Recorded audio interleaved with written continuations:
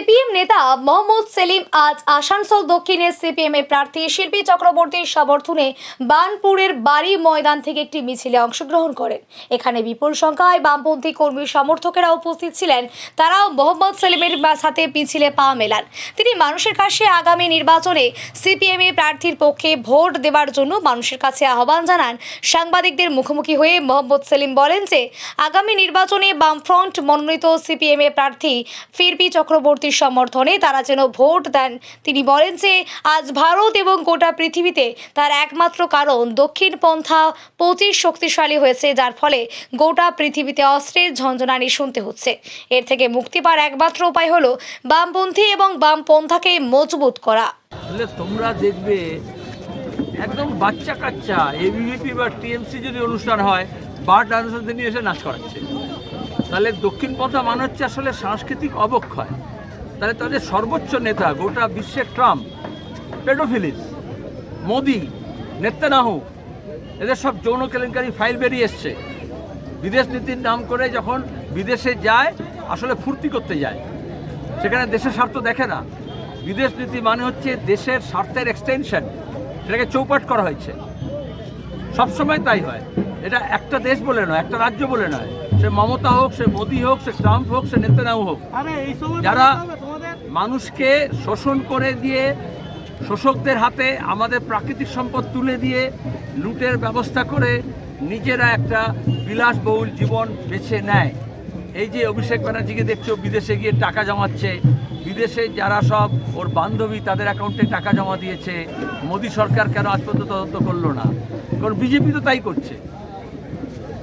এতে দুর্নীতি বাড়ে, এতে আমাদের নদী, নালা, পাহাড়, পর্বত, জমি জমা, খনি সব বেহাতে যায় এবং আমাদের ভবিষ্যৎ অন্ধকার হয়ে যায়। এপিস্টন ফাইল এই জন্যই আমাদের দেশের মিডিয়া দেখবে কোনো কথা বলছে না। যেমন যখন উইকিলিক্স হয়েছিল তখনও সেটা নিয়ে কোনো চর্চা হয়নি। কিভাবে আমাদের দেশের রাজনৈতিক দলগুলো বিদেশের স্বার্থে কাজ করছে তার উদাহরণ তো এগুলো। আপনি আজকে পাকিস্তানে ইরান এবং আমেরিকার বৈঠক, শান্তি বৈঠকের একটা ব্যবস্থা হচ্ছে, সেই প্রসঙ্গ তুললেন, যদি এটা বলেন। বৈঠক হচ্ছে, তাদের শান্তি হবে কি অশান্তি হবে জানি না, কিন্তু আমরা প্রথম থেকেই বলি গলি সে নেই বলি সে হাল হোক। সে সাম্প্রদায়িক দাঙ্গা হোক আর যুদ্ধ হোক, যুদ্ধ আমাদের দেশে হোক বা বিদেশে হোক, মাটিতে হোক, যুদ্ধ কোনো সমস্যার সমাধান নয়। সাহিল লুধিয়ানির একটা শায়রি ছিল যে জং क्या मसले की हल करेगा, जंग खुद एक मसला है। যুদ্ধ কি সমস্যার সমাধান করবে? যুদ্ধ নিজেই একটা সমস্যা। এই জন্য আমরা গোটা বিশ্বে বামপন্থীরা হচ্ছি যুদ্ধের বিরুদ্ধে, আর দক্ষিণপন্থীরা যুদ্ধের পক্ষে। কেন? এই যে দেখছো গ্যাসের কালোবাজারি হচ্ছে।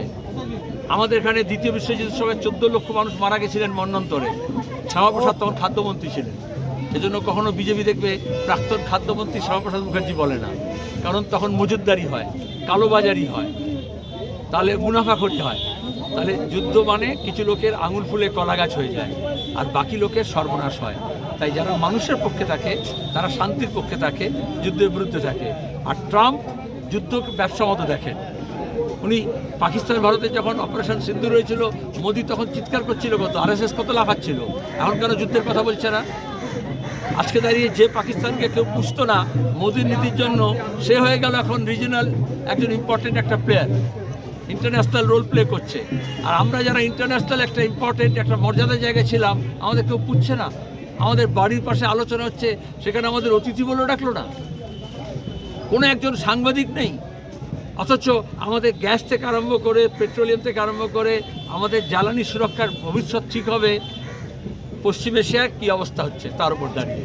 সেখানে দাঁড়িয়ে আমাদের দেশের মিডিয়া যারা যুদ্ধ করে দামা বাজাচ্ছিল, তাদের মধ্যে একটা সাংবাদিককেও যেতে পারলো না যে গিয়ে কী ঘটছে সেটা জানুক। আমরা একদম আইসোলেটেড হয়ে গেছি।